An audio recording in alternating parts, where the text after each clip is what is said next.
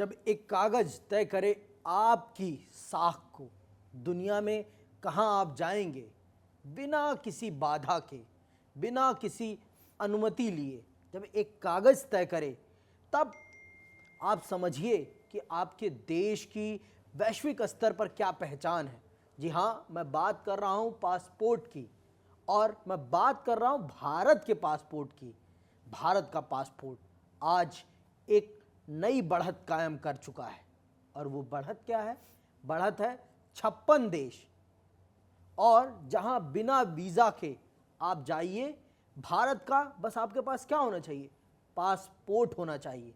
और ये पासपोर्ट आपको सिर्फ अनुमति नहीं देता किसी देश में जाने का, ये पासपोर्ट होता है आपके देश की साख, पहचान, वैश्विक बिरादरी में आपके देश की क्या साख है, ये तय करने का काम करता है ये कागज का टुकड़ा।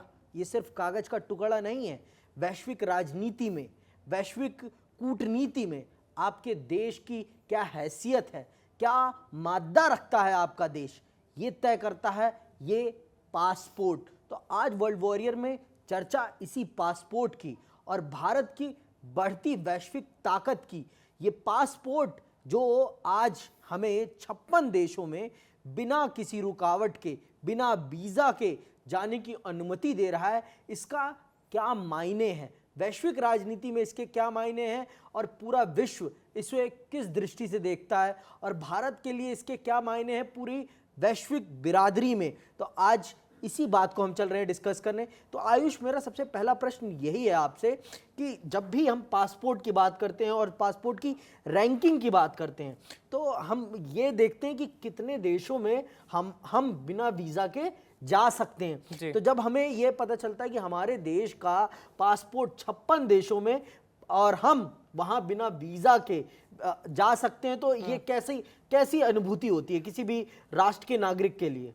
जी अंकित, सबसे पहला तो ये कि एक भारतीय होने के नाते अगर अब मेरे पास भारत का वीज़ा है और मैं किसी दूसरे देश में जाता हूँ जहाँ पर मेरे पास भारत का पासपोर्ट है, तो मुझे उन 56 देशों में वीज़े की ज़रूरत नहीं है।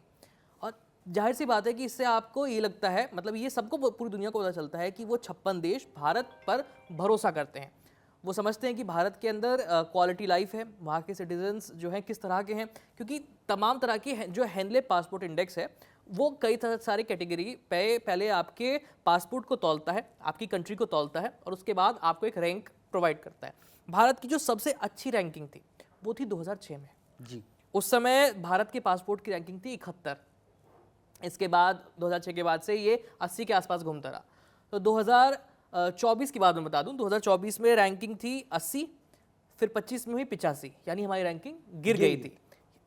लेकिन हाल फिलहाल में जिस तरह से हमारे पूरे भारत के जो नेता हैं या भारत ने अपने आप को जिस तरह से वर्ल्ड स्टेज पे प्रेजेंट किया है, और चाहे अमेरिका वाले टैरिफ हों जहां भारत ने अपना स्ट्रॉन्ग स्टैंड लिया, ईयू के साथ डील की हो, अमेरिका को झुकने के लिए मजबूर कर दिया हो, तमाम तरह के जितने भी सिनेरियोज थे, ये कहीं ना कहीं आपकी कंट्री की बैकबोन को दर्शाते हैं कि आपकी कंट्री कितनी सशक्त है।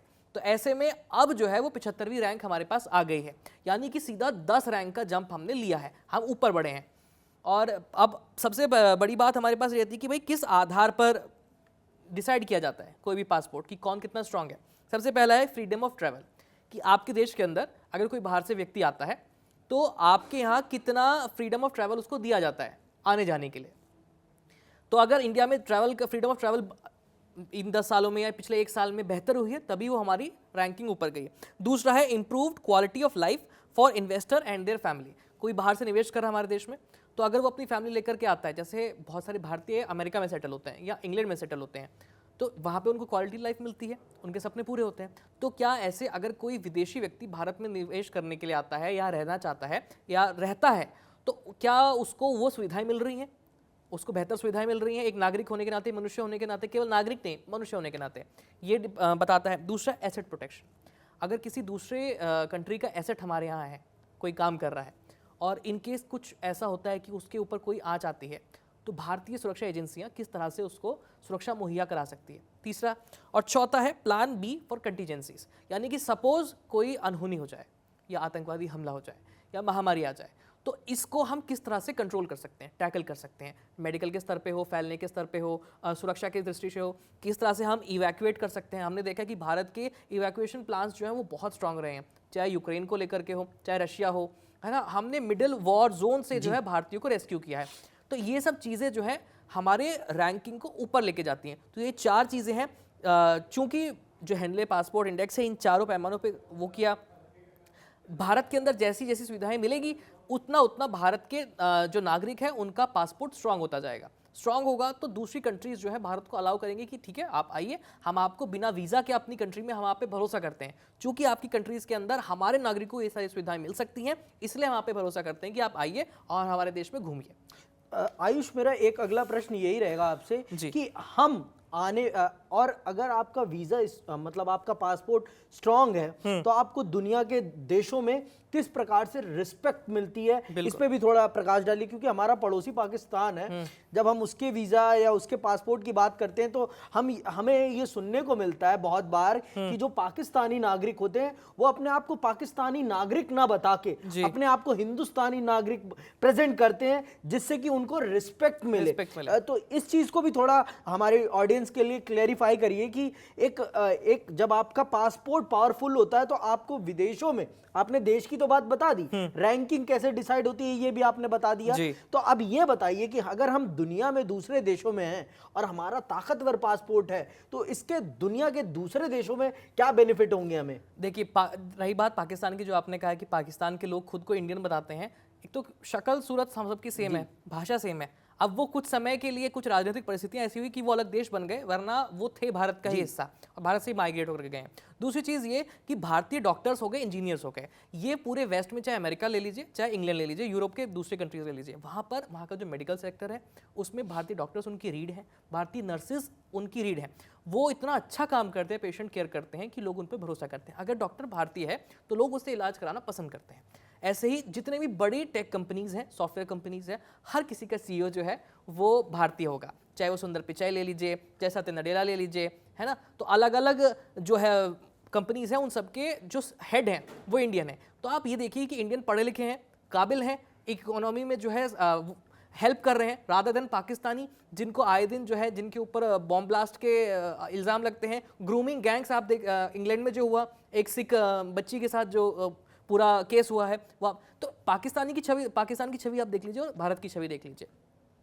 तो पाकिस्तानियों को अगर कुछ सुविधाएं चाहिए या वो किराए पे मकान चाहिए या नौकरी चाहिए तो वो अपने आप को झूठा भारतीय नागरिक बताते हैं कि हम भारत के हैं, ताकि लोग इन पर भरोसा कर लें कि भाई भारतीय जैसे डॉक्टर हैं, इंजीनियर हैं, तो ये भी इतना ही अच्छा होगा और इसका वो फायदा होते हैं। पर ये शर्म की बात पाकिस्तान के लिए है कि उनके नागरिक उनके देश का नाम जो है बाहर लेकर के बता नहीं सकते हैं कि हम पाकिस्तानी हैं। तो मतलब ये तय हो जाता है कि आपका पासपोर्ट आपकी इज्जत, रिस्पेक्ट तय करता है कि विश्व में, दुनिया के कोने कोने में। तो इसीलिए मैंने कहा कि ये पासपोर्ट सिर्फ कागज का टुकड़ा नहीं है, ये आपकी वैश्विक बिरादरी में क्या हैसियत है, क्या ताकत है आपकी और किस प्रकार से विश्व आपको देखता है, ये बताता है। और अब भारत के नागरिक 56 देशों में बिना वीज़ा के जा सकते हैं, घूम सकते हैं, फिर सकते हैं और मस्त ट्रैवल कर सकते हैं। तो ये आज हमने कुछ अलग हट के ट्राई किया, क्योंकि वॉर तो दुनिया में हो ही रही है और हमारे और भी शोज आपको वॉर